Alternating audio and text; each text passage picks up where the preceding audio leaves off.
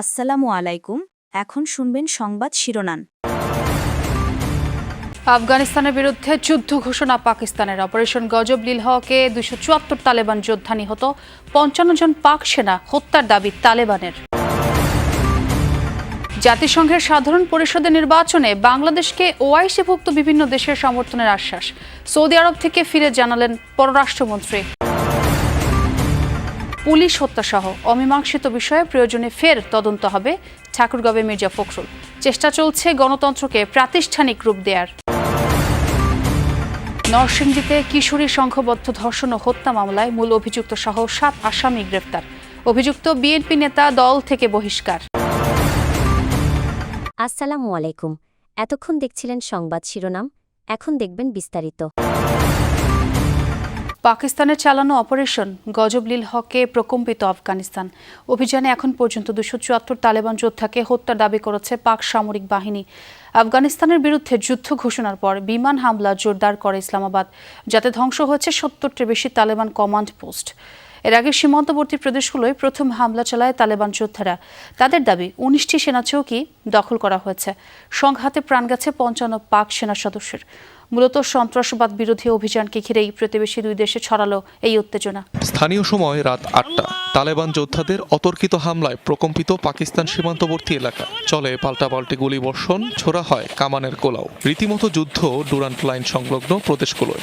আফগান সীমান্তে চালানো সাম্প্রতিক হামলার জবাবে বৃহস্পতিবার রাতে পাকিস্তানের বিরুদ্ধে অভিযান শুরু করে তালেবান। খোস্ত, পাকতিয়া, নুরিস্তান, কুনার সহ বেশ কয়েকটি এলাকায় মিলেছে সংঘাতের খবর।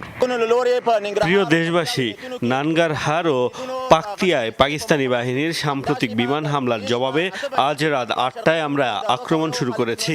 আমাদের প্রার্থনায় রাখবেন।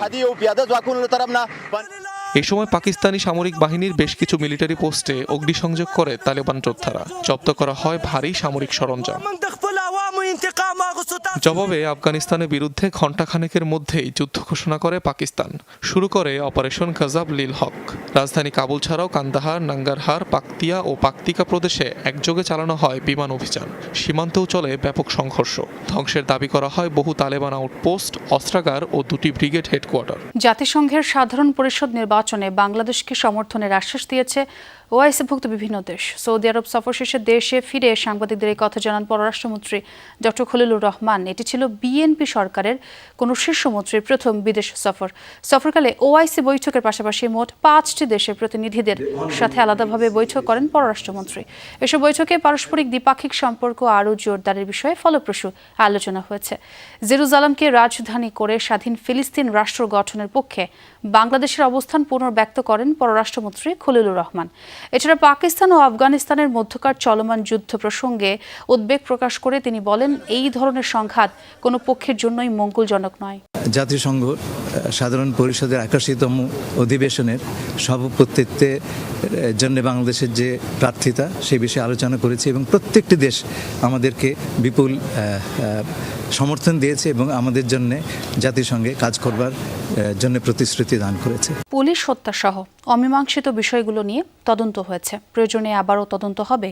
ঠাকুরগাঁওয়ে এক অনুষ্ঠানে এই কথা বলেছেন এলজিআরডি মন্ত্রী মির্জা ফখরুল ইসলাম আলমগীর। এদিকে প্রধানমন্ত্রী তারেক রহমান তার ঘোষিত প্ল্যান বাস্তবায়নের কাজ শুরু করেছেন বলে জানিয়েছেন জনপ্রশাসন বিষয়ক উপদেষ্টা ইসমাইল হোসেন জবিউল্লাহ। সাপ্তাহিক ছুটির দিনে মন্ত্রী প্রতিমন্ত্রীদের অনেকেই অবস্থান করছেন নিজ নিজ এলাকায়। কেউ কেউ ঘুরে দেখেন উন্নয়ন কর্মকাণ্ড। দায়িত্ব গ্রহণের পর উন্নয়নের বার্তা দিলেন এলজিআরডি মন্ত্রী মির্জা ফখরুল ইসলাম আলমগীর। জুমার নামাজের পর ঠাকুরগাঁওয়ে একটি মাদ্রাসা ও লিল্লা বোর্ডিং এর বহুতল ভবনের ভিত্তিপ্রস্তর স্থাপনের মাধ্যমে শুরু হলো তার জনকল্যাণমূলক কর্মকাণ্ড। এ সময় মির্জা ফখরুল ইসলাম বলেন, পুলিশ হত্যা সহ অমীমাংসিত বিষয়ে তদন্ত হয়েছে, যদি প্রয়োজন হয় তাহলে আবার তদন্ত হবে। হোম মিনিস্টার সাহেব, স্বরাষ্ট্রমন্ত্রী যেটা বলেছেন সেটাই হবে এবং যেহেতু তদন্ত হয়েছে দরকার যদি প্রয়োজন হয় তদন্ত হবে। এখন তো এটা মূলত তো আপনার আদালতে আছে। এদিকে দেশের নাজুক অর্থনীতি পুনরুদ্ধারে রাজস্ব আদায় ও বিনিয়োগ বাড়াতে হবে বলে মন্তব্য করেছেন অর্থমন্ত্রী আমির খসরু মাহমুদ চৌধুরী। চট্টগ্রামের পতেঙ্গায় হাসপাতালের জন্য জায়গা পরিদর্শন শেষে একথা জানান তিনি। বিএনপির নির্বাচনী প্রোগ্রামের মধ্যে কর্মসংস্থান একটা বড় প্রোগ্রাম। ইনভেস্টমেন্ট না হলে তো কর্মসংস্থান করতে গিয়ে হবে। এই জন্য আমরা জোর দিচ্ছি ইনভেস্টমেন্টে, দেশি বিদেশি ইনভেস্টমেন্ট। চাঁদপুরে সাংবাদিকদের এক প্রশ্নের জবাবে শিক্ষামন্ত্রী ডক্টর এহসানুল হক মিলন জানিয়েছেন, শিক্ষকরা শিক্ষকতার বাইরে অনুমতি ছাড়া অন্য কোনো পেশায় থাকলে তাদের বিরুদ্ধে তদন্ত সাপেক্ষে ব্যবস্থা নেওয়া হবে। শিক্ষকতার বাইরে অন্য পেশা, পেশা এটা তো পারমিশন নিতে হয়, এটা সরকারি নিয়ম যে পারমিশন না নিলে এদের ভিতরে ইনভেস্টিগেশন হবে। বরিশাল সার্কিট হাউসে সড়ক দুর্ঘটনায় ক্ষতিগ্রস্তের মাঝে বিআরটি এর চেক বিতরণ শেষে তথ্যমন্ত্রী জহিরুদ্দিন স্বপন জানান, জবাবদিহিতার পরিধি নির্ধারণ করে গণমাধ্যমের সর্বোচ্চ স্বাধীনতাকে নিশ্চিত করা হবে। সাংবাদিকদের সঙ্গে বা সংশ্লিষ্ট সকল অংশীদারদের মতামতের ভিত্তিতেই আমরা একটা জবাবদিহিতার পরিধি প্রথমে নির্ধারণ করব, তারপর সেই পরিধির সীমানার মধ্যে আমরা সর্বোচ্চ স্বাধীনতাকে নিশ্চিত করব।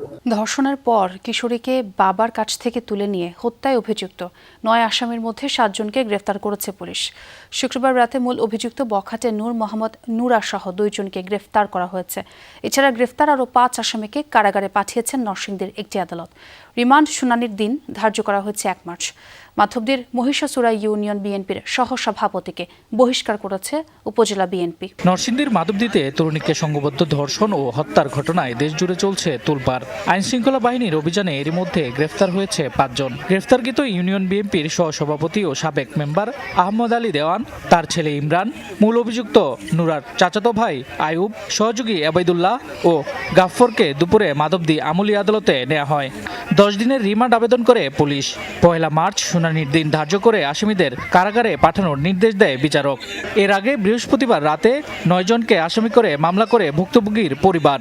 স্বজনদের অভিযোগ, সপ্তাহ 2 আগে ওই তরুণীকে স্থানীয় বখাটে নুরার নেতৃত্বে 6 জন সংঘবদ্ধ ধর্ষণ করে। পরে মোটা অঙ্কের টাকা নিয়ে ঘটনা ধামাচাপা দেওয়ার চেষ্টা করে বিএনপি নেতা ও সাবেক মেম্বার আহমদ আলী দেওয়ান।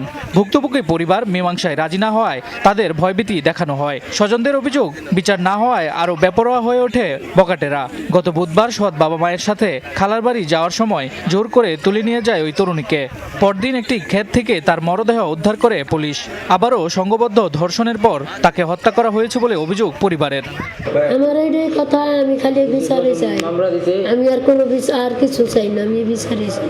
আল্লাহকে যারা এই কাজ করছে, যারা করে না, যে ইয়ে করছে নাকি সবাই যারা বুঝকেছে ফাঁসি চাই। যারা এই মনে মার্ডার করছে হাগর দইরা আইনা হাগো বিচার চান, হাগো ফাঁসি হোক, জেল হোক। প্রশাসনের সর্বোচ্চ দাবি যে রাজনৈতিক ছত্রছায়া যেন কেউ ধর্ষণের বিচার থেকে ছাড়া না পায়। এদিকে ঢাকা রেঞ্জের ডিআইজি রেজাউল করিম মল্লিক ঘটনাস্থল ও মাধবদী থানা পরিদর্শন করেন। পলাতক আসামিদের ধরতে অভিযান চালাচ্ছে বলেও জানান তিনি। আমাদের অভিযান চলছে, এই মুহূর্তে একটি টিম ঢাকার বাইরে অবস্থান করছে।